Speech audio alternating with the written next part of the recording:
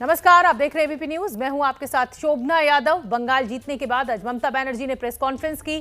नतीजों के बाद राज्य में हुई हिंसा पर उन्होंने रोक लगाने की अपील की है। हालांकि साथ ही वो ये कहना भी नहीं भूली कि बीजेपी की तरफ से अभी भी टीएमसी समर्थकों पर हमले किए जा रहे हैं। बीजेपी की तरफ से टीएमसी समर्थकों पर हमले हो रहे हैं। ममता बनर्जी ने आज बड़ी बात अपनी प्रेस कॉन्फ्रेंस में कही। केंद्र सरकार और सेंट्रल फोर्सेज ने बहुत ज्यादा अत्याचार किया। अभी हिंसा का नहीं, कोविड के खिलाफ लड़ाई का वक्त है। चुनाव आयोग के खिलाफ कोर्ट जाने की तैयारी की बात भी उन्होंने की।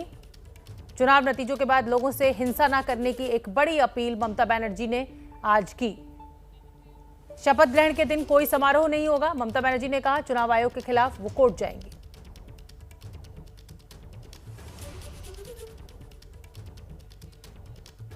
अपने विरोधी के वार को ही अपना हथियार बनाने वाली ममता बनर्जी, वो ममता बनर्जी जिन्होंने 34 साल तक चली लेफ्ट सरकार को धराशायी कर दिया था, वो ममता बनर्जी ये भी जानती थी कि इस वक्त किस रणनीति से चुनाव जीतना है।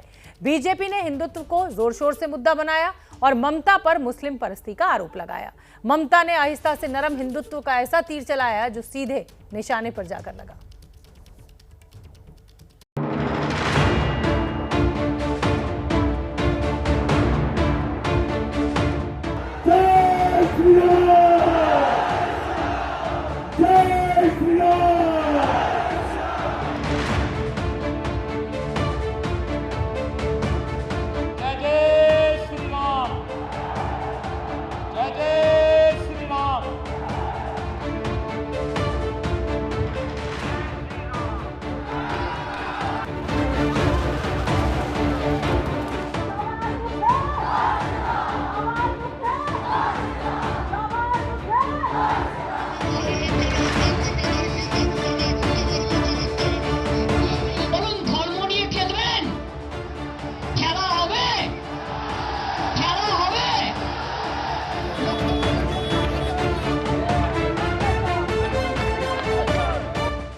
पश्चिम बंगाल के चुनाव में बीजेपी जय श्री राम के नारे के साथ हिंदुत्व का एजेंडा लेकर उतरी थी।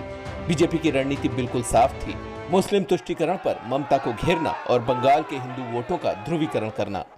नहीं, मेरे को तो लगता है कि गवर्नमेंट का प्रोग्राम का कोई डिग्निटी होना चाहिए। एक गवर्नमेंट का प्रोग्राम है, कोई पॉलिटिकल पार्टी का प्रोग्राम नहीं है। ऑल पॉलिटिकल पार्टी का और पब्लिक का प्रोग्राम है। मैं तो आभारी हूँ प्रधानमंत्री जी का, कल्चरल मिनिस्ट्री का, कि आप लोगों ने कोलकाता में प्रोग्राम बनाया, लेकिन किसी को आमंत्रण करके, निमंत्रित करके उसको बेइज्जत करना ये आपको शोभा नहीं देता है। मैं फिर आप लोगों को कहेंगे यही on protest of that I am not telling anything. Netaji की जयंती पर ममता का जय श्री राम के नारे पर यूं बिफरने को बीजेपी ने मुद्दा बना लिया। बीजेपी के नेता सवाल पूछने लगे कि दीदी को जय श्री राम से ऐतराज क्यों है। ममता दीदी जय श्री राम के नारे से बहुत चिढ़ती है, लेकिन आज मैं देख रहा हूं ममता दीदी भी अब मंदिर में जाकर के चंडी पाठ कर रही है। ये परिवर्तन है ना, ये है नया भारत। हर व्यक्ति को भगवान की शरण में जाना ही पड़ेगा। यही वो वक्त था जब ऐसा लगा कि ममता बीजेपी के इस मास्टर स्ट्रोक में घिर गई हैं। 2019 के लोकसभा चुनाव से पहले ही बीजेपी यही दांव चलकर उन्हें घेरती रही। कभी दुर्गा पूजा पर मूर्ति विसर्जन के बहाने तो कभी मौलानाओं को वजीफा देने को लेकर मुस्लिम तुष्टीकरण के आरोप ममता पर लगते रहे। लोकसभा चुनाव के नतीजों से ये बात साबित भी हुई कि बंगाल की जनता बीजेपी पर भरोसा कर रही है। बंगाल में हिंदू वोटों का ध्रुवीकरण होता तो शायद ममता आज किनारे लग चुकी होती, लेकिन दीदी को पता था कि उन्हें क्या करना है। नंदीग्राम में अपने प्रचार की शुरुआत के पहले ही दिन ममता ने अपना पहला तीर तरकश से निकालकर बीजेपी पर चला दिया। ओम सर्वमंगल मंगल्ये शिवे सर्वार्थ साधिके शरण्ये त्र्यंबके गौरी नारायणी नमोस्तुते सृष्टि स्थिति विनाशनं शक्ति भूते सनातनी गुणश्रयी गुणमयी नारायणी नमोस्तुते शरणागत दीनार्थ परित्राण परायणे सर्वशक्ति हरे देवी नारायणी नमोस्तुते। ओम जयंती मंगला काली भद्रकाली कपालिनी दुर्गा शिवा क्षमाधात्री সাহা সদা নমস্তুতে।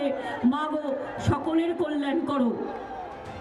तब शायद बीजेपी ने भी नहीं सोचा होगा कि दीदी उनकी पिच पर आकर बैटिंग करने लगेंगी, लेकिन ममता की स्ट्रेटजी साफ थी, जैसा विरोधी वैसे ही हथियार। भूल, गलत, हिंदू का अपमान कर रहा है, गलत चंडी पाठ किया। कैसे गलत चंडी पाठ का? मैं ब्राह्मण बाड़ी का संतान हूँ, गलत चंडी पाठ किया। कहते हैं हिंदू लोग का अपमान करता है। ये तो बस शुरुआत थी। दीदी के तर्कश में कई और तीर थे। वो मंदिर मंदिर गईं। चुनाव प्रचार करते हुए उन्होंने खुद को ब्राह्मण बताया। यही नहीं, जो कभी नहीं हुआ वो भी हो गया। दीदी अपने गोत्र के साथ जनता के सामने आ गईं। আমি ত্রিপুরেশ্বরী মন্দিরে পুজো দিতে গিয়েছিলাম। সেদিন আমার সাথে যারা ছিলেন তারা জানেন। আমাকে জিজ্ঞেস করেছিলেন পুরোহিত মশাই, মা তোমার গোত্রটা কি? আমি বলে ফেলেছিলাম মামাটি মানুষ গোত্র। আজকেও তিনি যখন আমায় জিজ্ঞেস করলেন, আমি বললাম দেখুন আমার তো একটা পার্সোনাল গোত্র আছে, সেটা সান্ডিল্য। ममता बनर्जी धर्मनिरपेक्ष छवि वाली नेता है। ममता की इस बदली रणनीति को कई राजनीतिक विश्लेषक भी समझ नहीं पाए। सबको ये लग रहा था कि ममता हार के डर से अब बीजेपी के बिछाए जाल में फंस गई हैं, लेकिन ममता जानती थी वो क्या कर रही हैं। बंगाल की मिट्टी की समझ भला उनसे बेहतर किसी और को कैसे हो सकती है। इसी जमीन पर संघर्ष करके लोगों के बीच रहकर उन्होंने ये मुकाम हासिल किया है। दरअसल बीजेपी के हिंदुत्व के आगे ममता ने सॉफ्ट हिंदुत्व का कार्ड चल दिया, जिससे हिंदू वोटर्स बिखरने न पाए। एक तरफ चंडी पाठ कर दीदी ने हिंदू वोटर्स को साधा, तो दूसरी तरफ कलमा पढ़कर अल्पसंख्यक वोटर्स को भी अपने साथ रखने में कामयाबी हासिल की। ओम सर्वमंगला मंगल्ये शिवे सर्वार्थ साधिके शरण्ये त्र्यंबके गौरी नारायणी नमस्तुते सृष्टि स्थिति विनाशनं शक्तिभूते सनातनी गुणश्रयी गुणमयी नारायणी नमस्तुते। दुआ करो अल्लाह, ला इलाहा इल्लल्लाह मोहम्मद रसूलुल्लाह। नंदीग्राम के चुनाव में बीजेपी ने जरूर ममता पर मुस्लिम तुष्टीकरण का आरोप लगाते हुए उन्हें घेरा और कुछ हद तक शुभेंदु के दांव काम भी किए। এখন বলছে বাংলার মেয়ে, শুনে রাখুন মাননীয়া, আপনি বাংলার মেয়ে বলে আপনাকে কেউ স্বীকার করে না। আপনি হলেন অনুপ্রবেশকারীদের ফুফু আর রোহিঙ্গাদের খালা। শুনে রাখুন আপনি। ममता के लिए चुनाव किसी अग्नि परीक्षा से कम नहीं था। पूरे चुनाव वो कहती रही कि खेला होबे, लेकिन बीजेपी दीदी के खेल को समझ नहीं पाई। दीदी ने 30% मुस्लिम वोटरों का दिल जीतने में तो कामयाबी हासिल की ही, 70% हिंदू वोटों में भी बीजेपी उतनी सेंध नहीं लगा पाई जिससे वो ममता के अजय किले को भेद पाती। दीदी की रणनीति से बीजेपी का खेला हो गया। बंगाल पर ममता का जादू फिर चल गया। एम्स के director doctor Randeep Guleria press conference कर रहे हैं, सीधे आपको वहां लिए चलते हैं। जो और ट्रीटमेंट है जो हम देते हैं एज इमरजेंसी यूज ऑथराइजेशन, उसमें रेमडेसिविर आती है, एक ड्रग है टॉसिजुलिमैब और तीसरा है कन्वलेसेंट प्लाज्मा। ये सिर्फ तभी दिए जाते हैं अगर हमें लगे कि पेशेंट ज़्यादा डिटेरियोरेट कर रहा है। पर जो हमारे मेन ट्रीटमेंट स्ट्रैटेजी हैं वो वही 3 है, ऑक्सीजन, स्टीरॉयड्स और एंटीकोगुलेंट्स। तो ये समझना बहुत ज़रूरी है कि अगर ये 3 चीज़ें मिल रही हैं पेशेंट को तो he is getting the right treatment. और जो ट्रीटमेंट हैं जैसे रेमडेसिविर है, कन्वलेसेंट प्लाज्मा है जो कहते हैं प्लाज्मा, या फिर टॉसिजुलिमैब है, these are only under emergency use authorisation और इसमें कोई स्ट्रॉन्ग इतना डेटा नहीं है। स्टीरॉयड का डेटा सबसे ज़्यादा स्ट्रॉन्ग है, ऑक्सीजन का डेटा सबसे ज़्यादा स्ट्रॉन्ग है, एंटीकोगुलेंट का डेटा है कि ये इन दवाइयों से मोर्टेलिटी या डेथ्स कम हो सकती हैं। औरों का डेटा इतना स्ट्रॉन्ग नहीं है। तो अगर हम देखें तो treatment is not very difficult and because there is a need कि हम सब लोगों को इस बारे में ट्रेन करें, स्पेशली स्मॉलर सिटीज़ में, छोटे शहरों में, रूरल इंडिया में। तो उसी को देखते हुए एम्स ने, ministry of health and family welfare ने एक क्लिनिकल एक्सीलेंस प्रोग्राम शुरू किया है, जिससे हम वेबिनार कर रहे हैं। आज भी हम कर रहे हैं, फ्राइडे को भी हमने किया था, जहाँ पे हम रीजनल और स्टेट सेंटर्स ऑफ एक्सीलेंस बनाने की कोशिश कर रहे हैं। More than 1000 people come on to that webinar. उस 1000 से ज़्यादा लोग वेबिनार पे आ जाते हैं और हम कई चीज़ें उनसे यही डिस्कस करते हैं कि माइल्ड कोविड को कैसे मैनेज करना चाहिए, कौन सी दवाई देनी चाहिए, कौन सी नहीं देनी चाहिए, जैसे मैंने अभी समझाया। ऑक्सीजन का क्या रोल है, कब ऑक्सीजन देनी चाहिए, कब नहीं देनी चाहिए, ऑक्सीजन का मिसयूज़ नहीं होना चाहिए, रेमडेसिविर और दवाइयों का क्या रोल है और प्लाज्मा का क्या रोल है, और जैसे मैंने अभी कहा कि एक्सरे और सीटी का क्या रोल है। हमारी यही कोशिश है कि ये हम जो ट्रीटमेंट प्रोटोकॉल है इसको सिंप्लीफाई करें, एविडेंस बेस करें और सब लोगों को ये प्रोपोगेट कर पाएँ even at the remotest level, क्योंकि जैसे ये पैंडेमिक फैलेगा या और जगह पे जाएगा तो हर एक डॉक्टर की ट्रेनिंग होनी चाहिए कि हम इसको कैसे ट्रीट करते हैं जिससे हमारी ऑप्टिमम ट्रीटमेंट हो और हम लोगों की जान बचा पाएँ। Main aim is to treat properly and save lives, और इसीलिए ये जो प्रोग्राम है clinical excellence programme, ministry of health and family welfare और एम्स इकट्ठे मिलकर कर रहे हैं, जिससे हर एक रीजन में, चाहे वो प्राइवेट सेक्टर में हो या गवर्नमेंट सेक्टर में, चाहे वो प्राइमरी हेल्थ सेंटर में हो या छोटे शहर में कोई डॉक्टर हो, उनको हम रीच कर पाएँ कि ये ट्रीटमेंट स्ट्रैटेजी और इसका रीज़न क्या है, इसका एविडेंस क्या है।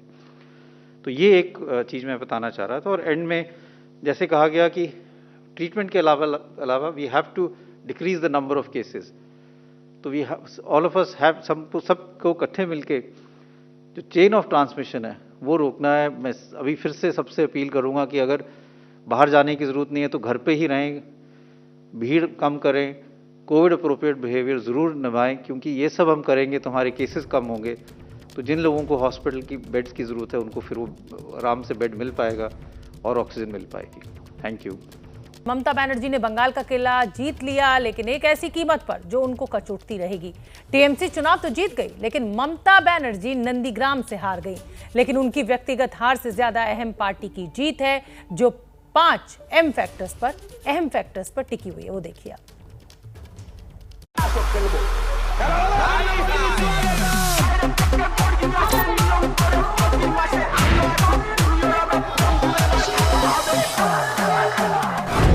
जीत ममता की हुई, लेकिन खुश समूचा विपक्ष है। जीत बंगाल में हुई, लेकिन देश की राजनीति में एक नई राजनीतिक हवा बहने लगी। तो सवाल है कि इतनी शानदार जीत ममता को मिली कैसे? आखिर ममता की इस जीत के पीछे क्या है? ममता की शानदार जीत के पीछे एम फैक्टर है। एक नहीं, कई एम फैक्टर काम कर रहे हैं। मथुआ समुदाय का पश्चिम बंगाल के वोट की राजनीति में अहम प्रभाव है, क्योंकि इनकी आबादी करीब 2 करोड़ है। इसीलिए उस समुदाय के वोट पर टीएमसी की भी नजर थी और बीजेपी की भी। दोनों के अपने अपने कारण थे। जहां पिछले विधानसभा चुनाव में ममता के लिए मथुआ वोट पड़े थे, वहीं पिछले लोकसभा चुनाव में बीजेपी को। इसीलिए मथुआ वोट को रिझाने के लिए बीजेपी के तमाम बड़े नेताओं ने पूरी कोशिश की। भारतीय जनता पार्टी के कार्यकर्ताओं के ऊपर ममता सरकार ने चलाया है। मैं निश्चित रूप से देख रहा हूं कि ममता सरकार का मृत्युगंड बच चुका है। आने वाले दिनों में यहां भारतीय जनता पार्टी की 2/3 बहुमत की सरकार बनने जा रही है। सिर्फ बंगाल में ही नहीं, बल्कि बांग्लादेश से भी मथुआ समुदाय के लोगों का दिल जीतने का प्रयास हुआ। प्रधानमंत्री नरेंद्र मोदी वोटिंग के दिन ही बांग्लादेश के दौरे पर गए थे, जहां इन्होंने मथुआ समुदाय के संस्थापक के मंदिर में जाकर पूजा अर्चना की थी। लेकिन लगता है कि वोट में दीदी ने बाजी मार ली। पश्चिम बंगाल में एक आम चुनावी मान्यता है कि मुस्लिम वोट तो ममता बनर्जी को ही मिलेगा। बंगाल में मुस्लिम वोट करीब 27% है। इसी आधार पर बीजेपी अक्सर ममता पर मुस्लिम तुष्टीकरण का आरोप लगाती रही। कभी ममता के साथी रहे शुभेंदु अधिकारी जब बागी हुए तो ममता पर बेहद असभ्य शब्दों में मुस्लिम तुष्टीकरण का आरोप लगाया। बेगम के वोट दिले मिनी पाकिस्तान हमें। शुभेंदु तो छोटे नेता हैं। ममता के मुस्लिम रुझान पर बीजेपी के बड़े बड़े नेताओं ने भी जमकर राजनीति खेली। जब ममता ने मुसलमानों से एकजुट होकर वोट देने की अपील की तो चुनाव आयोग ने 24 घंटे के लिए उनके प्रचार पर रोक लगा दी थी। लेकिन बीजेपी का हमला तब भी उन पर जारी था।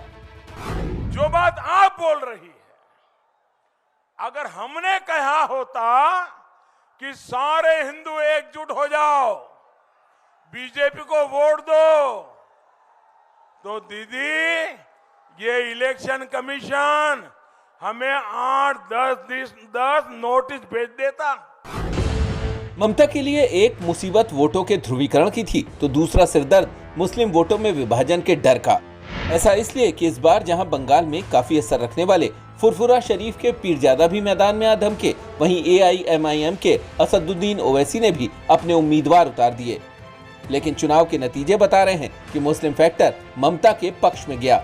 ओवैसी बिहार जैसा कमाल नहीं दिखा पाए। হায়দ্রাবাদ থেকে একটা বিজেপির গাই এসছে এবং ওইটা টাকা নিয়েছে বিজেপির থেকে। पश्चिम बंगाल के इस विधानसभा चुनाव में वोटिंग के दौरान बूथ पर महिलाओं की अच्छी खासी भीड़ देखी गई। बीजेपी को भी लगता था कि महिलाओं का वोट उनको मिल सकता है, क्योंकि 6 महीने पहले ही बिहार में बीजेपी जेडीयू गठबंधन को महिला वोटों का फायदा मिला था। लेकिन चुनाव नतीजे बता रहे हैं कि ममता की जीत की हैट्रिक में महिला वोटों की अहम भागीदारी रही।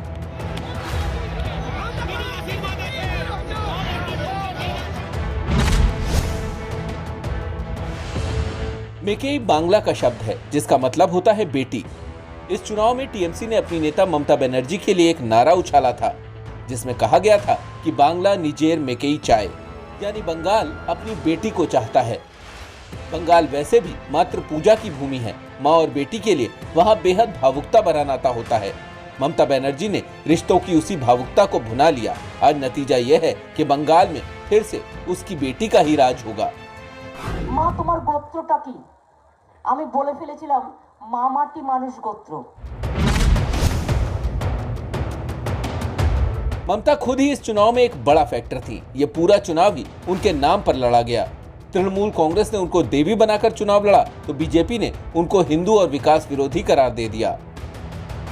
दीदी बोले फैला होवे, बीजेपी बोले चाकरी होवे। दीदी बोले खेला होवे, बीजेपी बोले विकास होवे। अब नतीजे सामने से बोल रहे हैं तो इससे यही लगता है कि बंगाल के लोगों ने मन बना लिया था कि जो उनकी दीदी बोलेगी बस वो ही होवे।